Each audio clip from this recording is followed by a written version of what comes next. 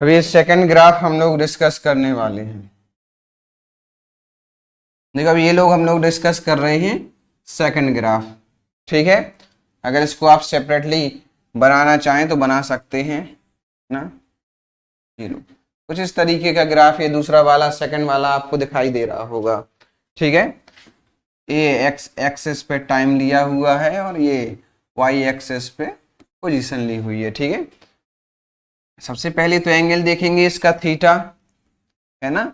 Angle आपको जो दिखाई दे रहा होगा ये क्या है, कांस्टेंट एंगल दिखाई देगा, हाँ या ना। किसी भी पॉइंट पे आप एक एक्स एक्सिस के पैरेलल अगर आप एक लाइन डालेंगे तो आपको ये थीटा हर एक पॉइंट पे सेम यानी कि वही वैल्यू यानी कि कांस्टेंट दिखाई देगा। यहां से आपको एक चीज तो क्लियर हो रही है साफ साफ, ये क्या है, थीटा क्या है, कांस्टेंट है, हाँ या ना। ठीक है, स्लोप आप जानते हैं, स्लोप क्या लिखा था अपन ने, क्या टेन थीटा होता है, हाँ या ना। ट्रिग्नोमेट्री के हिसाब से देखें तो परपेंडिकुलर अपॉन बेस। ठीक है, ये होता है आपका क्या, स्लोप। तो यहां पे अगर आप एक वैल्यू कोई भी लेंगे थीटा की, अगर 45 डिग्री भी लें, है ना, तो ओवरऑल हर जगह पे आपको क्या मिलेगी, वही 45 डिग्री ही वैल्यू मिलेगी। ठीक है, यानी कि आपका जो थीटा है वो कैसा है, कांस्टेंट है। तो क्या हम लोग जब थीटा कांस्टेंट है तो कह सकते हैं कि टेन थीटा की वैल्यू भी क्या होगी, कांस्टेंट होगी, हाँ या ना।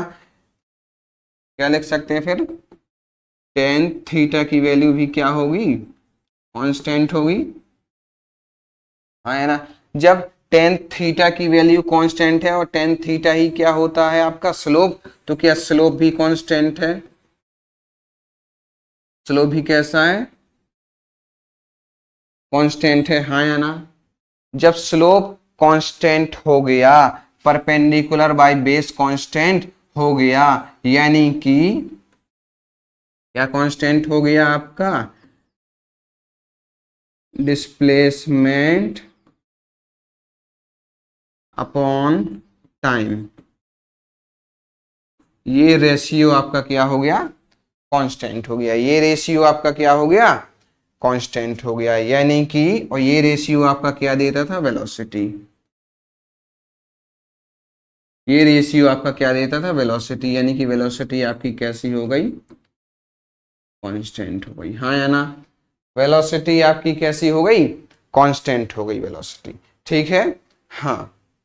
अब जब वेलोसिटी आपकी कांस्टेंट हो गई, जब आपकी वेलोसिटी कांस्टेंट हो गई, जब आपकी वेलोसिटी कांस्टेंट हो गई, तो आप क्या कह सकते हैं, ये जो बॉडी है, ऑब्जेक्ट है, क्या ये यूनिफॉर्म मोशन में है।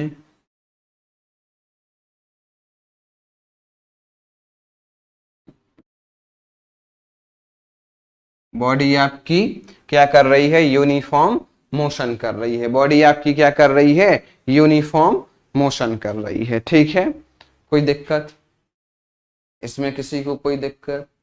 ये दूसरा वाला, पिछली बार अपन ये पहला वाला केस डिस्कस कर चुके थे, हाँ या ना। ये पहला वाला केस हम लोग डिस्कस कर चुके थे।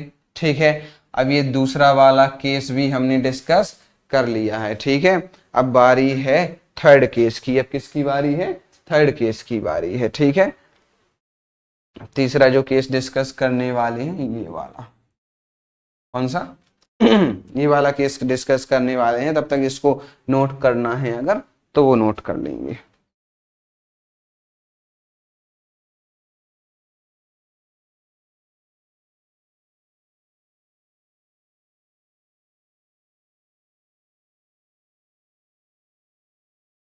तीसरे केस को अगर सेपरेटली बनाना चाहें तो हम बना लेंगे। देखो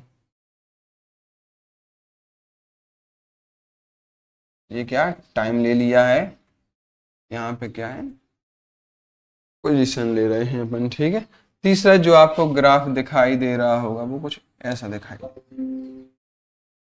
ठीक है, ये ज्यादा हो गया क्या,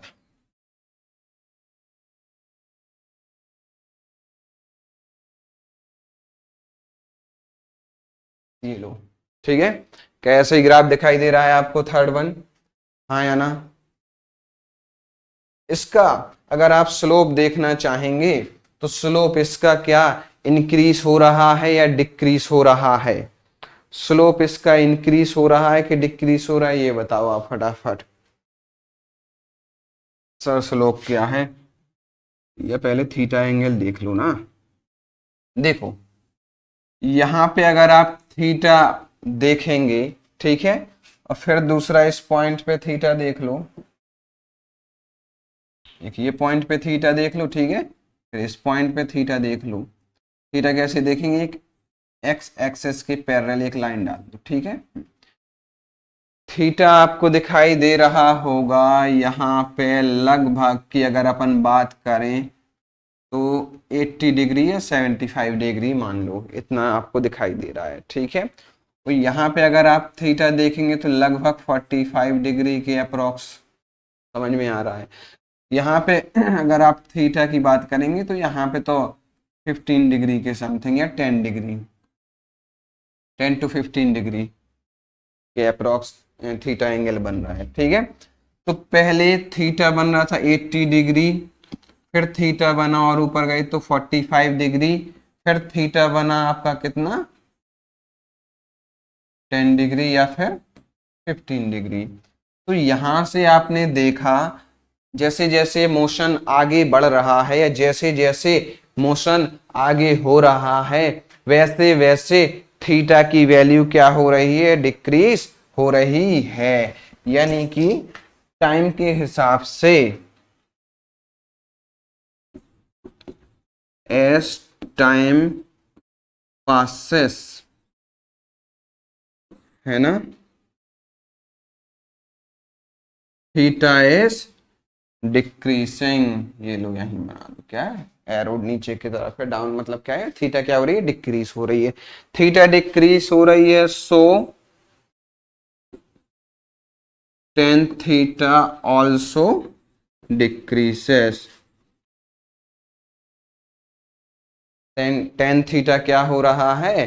टेन थीटा भी डिक्रीज हो रहा है, हाँ या ना? अब टेन थीटा वैल्यू क्या था आपको पता ही था, क्या टेन थीटा को ही हम लोग स्लोप लिखते थे? क्या लिखते थे? स्लोप लिखते थे, हाँ या ना? और यही रेशियो था आपका परपेंडिकुलर बाय बेस का, यानी कि डिस्प्लेसमेंट अपॉन टाइम का जो रेशियो है ओवरऑल वो क्या हो रहा है? डिक्रीज हो रहा है, हाँ या ना? तो भैया डिस्प्लेसमेंट अपॉन टाइम यही तो सर वेलोसिटी होती थी, वेलोसिटी आती थी, इसका रेशियो कम हो रहा है, यानी कि हम कह सकते हैं velocity is also decreasing with time. Velocity is velocity is also decreasing with time, हाँ या ना? कोई दिक्कत किसी को? कोई दिक्कत किसी को? इसके हिसाब से आप जान रहे हैं क्या कि वेलोसिटी भी टाइम के हिसाब से क्या हो रही है? डिक्रीज हो रही है। जब वेलोसिटी टाइम के हिसाब से डिक्रीज हो रही है तो क्या ये यूनिफॉर्म मोशन होगा या non uniform? So it is a non uniform motion, हाँ या ना? इसमें किसी को कोई दिक्कत? थीटा डिक्रीज हो रहा है टाइम के हिसाब से, इसीलिए टेन थीटा डिक्रीज हो रहा है, हाँ या ना? अब टेन थीटा डिक्रीज हो रहा है यानी स्लोप डिक्रीज हो रहा है, तो वेलोसिटी भी क्या हो रही है? डिक्रीज हो रही है। टाइम के हिसाब से जब वेलोसिटी डिक्रीज हो रही है तो ये यूनिफॉर्म मोशन तो है ही नहीं, that is why it is a non uniform motion. Is that clear? Is that clear, हाँ या ना? ठीक है। देखो अब यहाँ पे हम लोग ये वाला ग्राफ भी डिस्कस कर चुके हैं, थर्ड। अभी हमारे पास है फोर्थ। ये वाला ग्राफ भी देख लेते हैं, चौथा वाला है ना, फोर्थ ग्राफ भी देख लेते हैं। तब तक ये जिसको भी नोट डाउन करना है वो नोट डाउन कर सकता है।